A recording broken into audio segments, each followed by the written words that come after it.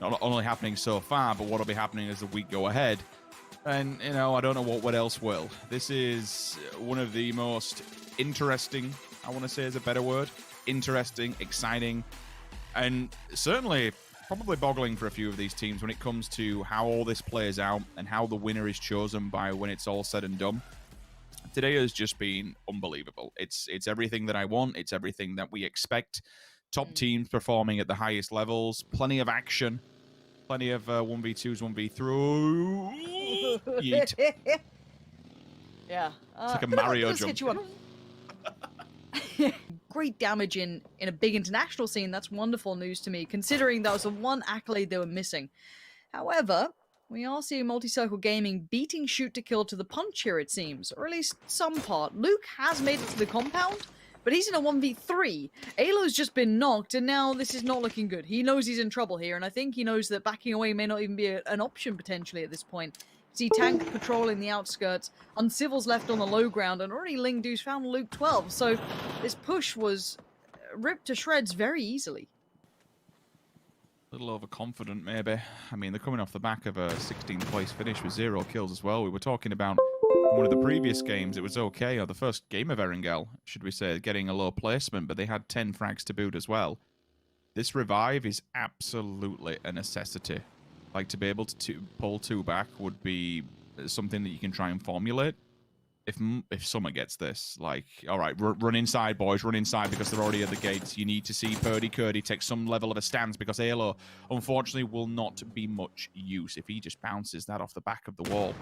Forces them round the corner. Finally, the first aid does come off, but Multi-Circle Gaming, Lauren, they are not giving in on this, and now all of a sudden, they've been caught in the open, but that is a really good response. Alo, first contact made, knocks the player, now needs to fall back. Flash is done. Molly goes out, and he's hitting both sides of it. Purdy Curdy's still here from the back, but again, still a bit of a clip comes in, 59 HP. Alo will solidify the kill at least. That's a frag point. Lingdu, does he have the position noted? He absolutely must have done. Through the fire, he sees the player. Still have to be aware of this back building, though. The tank I was maybe anticipating, and so was Shoot to Kill.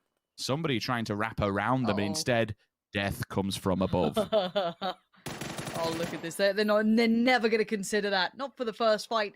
He's going to get cut for free. The trade's now tricky. He's not got it either. Shoot to Kill. I was hyping him up, but this time get overwhelmed by Multi-Circle Gaming, who've been a name that the analysis desk were expecting more from, and now we're starting to see a little bit more of that. So hopefully that continues. Now, Zenith are going to drive on past going, you know what? Not fancying that fight anymore. But here comes that drive-by meta that everyone seems to love or hate the marmite of it all. And well. Northwest we go. Shooting range is on the menu, boys. To go for the res, I was even more shocked to see that they actually got away with their life. Speaking of get away with your life, that won't be happening for TSG and T1. A bit of a scrap goes on as the buggy comes flying by with a player on the back and instantly just comes to a halt. Thank you very much. Easy frag for Peng. Job done as the smokes will go out. They'll try and get the resuscitation onto the fallen player. Dangche removed from play. Very much doubt T1 will kind of want to fold into this and give up more, unless Ada really does fancy it. I wouldn't see now, so they can sit there for quite some time. Zenith have almost done an identical position. Multi-Circle Gaming have pulled up, unfortunately, to the wrong compound. This belongs to Daytrade.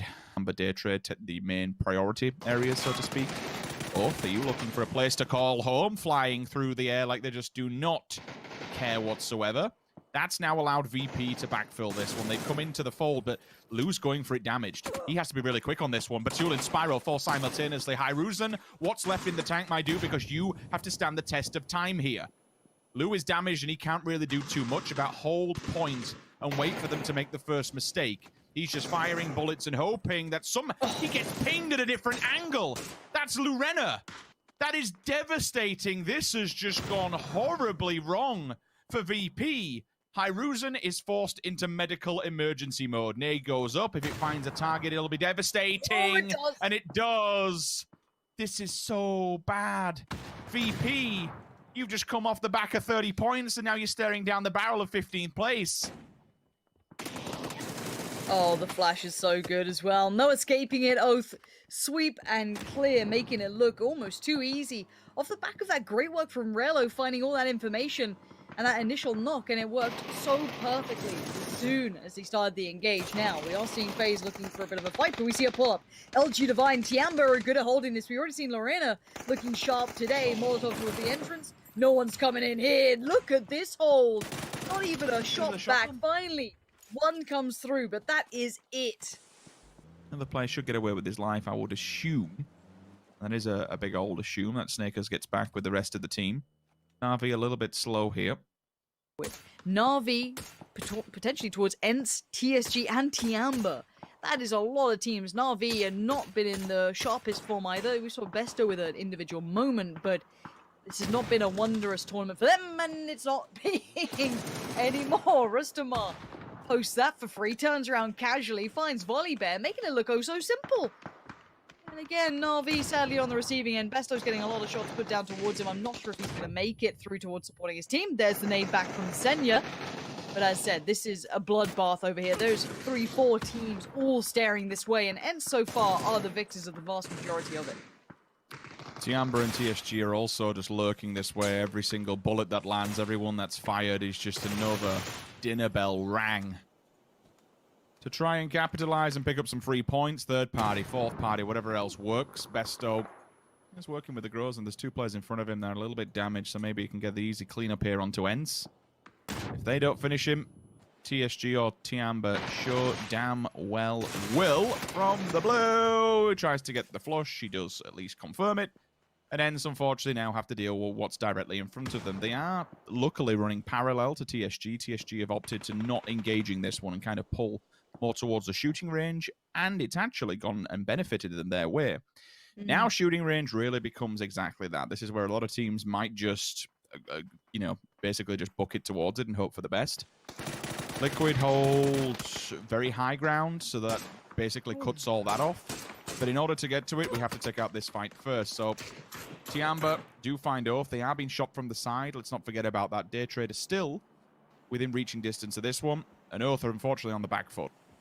See how FaZe and Ence fare first. Eventually there will be shots made, because I mean, look at Gustav's POV. He's not looking this way. They have no idea that Ence is lurking down here. Finally, contact will be made. It's actually Gustav who holds the line on two of them. A cat in the distance comes in to put the nail in the coffin, and Ence is eliminated in 11th place, so they hold on for now. Ultimately, I'd see that come to a head within the next few seconds. It's actually Gen.G at distance who want to get involved with it. Oh, there you go. Three-way, four-way, whatever happens. Honestly, the south side of this circle, it's going to be a mess. Yeah, and Zenith might get a little annoyed that FaZe have shifted a little bit further south. They could overextend on this and maybe try and get involved, and yeah, it looks like they are. Roth has gone farm, Fuzzface, 8's has gone down. Zenith do not want to share this. They were already holding that south side of shooting range, dealing with T1. They don't want another team breathing down their neck. Clip has found Esther as he was the furthest west player for Gen.G. Now Gen.G are in a bit of a day trade liquid sandwich, and FaZe are extended on this side. I don't blame them for wanting more territory. Maybe set them up for the push further forward. But Zenith were having none of it. You can see Roth is happy to fight this. And there goes Tianba. Day trade looking done for. And the south has somewhat resolved itself. Gen.G, I think, are down to 2 here, if I'm not mistaken. FaZe. They have to get the frags, of course. They have to get the knocks when teams are flying over. That's a tire gone. And Jeems is just upside down, praying for life. Boys, give me a pickup. If not, I'm dead. See ya. Now has to hold, as Liquid do come for the push-up. But as I mentioned before, Afreeca Freecs were already hot on their heels. They sent 2 up to receive this. The bait smokes will be out to try and draw attention elsewhere. They move them to the left, and they take a fortification on the right. Okay, that's the first contact made. That's a good response. But EJ's position here, Lauren, the height advantage, it's just so advantageous for them. He can just read all this information and throw as many smokes as you like. All this info goes back to Afreeca Freecs, and more importantly, Gen.G get in the cars. Are they wanting for this? Gen.G want in. Oh, Gen.G boy. are playing a dirty game right now. They're coming in on the fight. Liquid are trying to keep this one together for themselves, but the drive-by comes in. Loki puts down Ibby. He gets a flush on the way through. Gen.G just fly into the game. They just want to take things away from Liquid. Now, the knock did come towards Loki from Afreeca Freecs, but it was stolen away by Mexi, but Pio The man is just an absolute animal when it comes to playing like this. And now he's just on his own, though. And Liquid had 4 in this, and now they're down to merely 2 standing. 1 now knocked. The nade doesn't quite find Mexi as well as I thought it might. And they stay alive for now. Afreeca Freecs being helped out by Gen.G here. Good tracking of him. Second one follows up. Again, hits the front of the car, so nothing too fundamental yet. But again, he has been made note of that you do have Afreeca Freecs on his left-hand side. Looks like they've made note of that as well. Poonage has gone a bit more forward than what I kind of anticipated. But I suppose if he does have the room to play and he does have that level of information, then maybe he can be an anchor point for Zenith to work off the back of, because you're not going to go any further into shooting range. Hell, that's already gone. No man's land, unfortunately, for Clib. And instantly, it's punished. Picked up, responded on. One team knocks, the other one clears. And it kind of becomes the telltale story of how this one's going to work. Now, all of a sudden, with the circle shift, it's Zenith who are well and truly in the driving range of this one. Yeah, and Pio's... I mean, he's dead, right? Like, there was no getting out of that. That's why, honestly, I don't blame Liquid for not expecting a push like that. It was very hard for a way to see Gen.G to do more than just take Liquid's chances out. They didn't get many kill points for it either. So again, it was a very unique move. If anything, that's just going to add insult to injury. Nice try from Mexi there, taking away, I guess. T1 in the middle, and a bit of a trade out. Punich, great work. Isolates Hansia. That was probably the most initial threat. But there's the trade, comes right back in. Acad has good vision. This is just tit for tat, back and forth. Punich towards Acad now. Every player that becomes potentially open, instantly there's a trade out. Star-Lord's here to try and stop the Uber approach. I mean, good work from him. Out of 5 games, FaZe have made it into the top 4 times. So consistency has been well and truly in the hands of FaZe Clan. It wouldn't surprise me if they finish number 1 when today is said and done. Kari now lurking on the low ground, trying to make sure that no one can get the cross. Poonage is already out here, and again, that was from that early extension. And I'm fine with this one because he can be the pressure that's needed to allow Zenith to move up.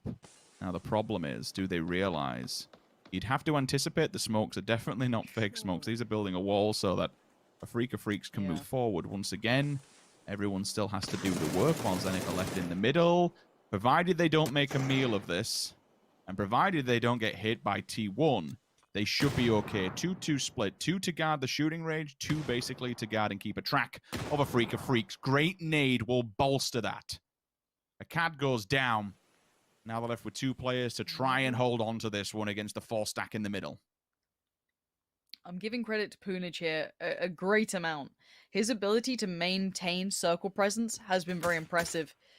Hikari and EJ, great shots from them, though. It's not like these guys aren't on form, but they still are struggling to dig out the rest of the plays. It looks like they're predicting where Poonage may be, where this kind of like counterplay may be. T1 trying to deal with FaZe. It's Uber in the backlines, and that's EJ finding Poonage. Now suddenly the gate becomes open.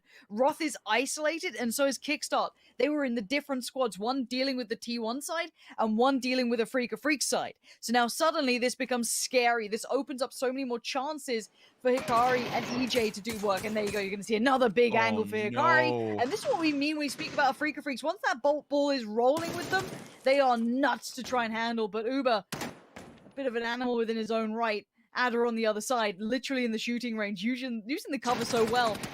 Love this play, but he can't be quicker than Adder in this one. Uber does go down. Roth wants the trade, but he just gets the spray in. And here we go. Down to 2 teams in a 2v1. Afreeca Freecs with all the positioning they'd ever need, and Roth left with it all to do. Low ground. Smokes in front of him. What can he do against these 2 players? Double digits achieved for Afreeca Freecs. 10 kills on the board. Roth does have some meds, still relatively well geared. Spotting out for Hikari. Spots him. EJ on the other side. What does Roth do? 30 bullets in the M4, that's it. He needed more to work with here, and they're not giving him too many chances. But Rich, he's got to move out if he wants to get towards the center. That center point is on Afreeca Freecs' side. It's kind of crazy what scenario we find ourselves in. Zenith, less than a minute ago, had a full team of 4 alive and kicking. The vert nades up, the flashbangs out. He knows he is held at gunpoint, and once he comes over this wall, he will have to hit the world. Otherwise, Afreeca Freecs are going to have an easy win, an easy GG. Roth working with absolute minute, minuscule amounts of bullets.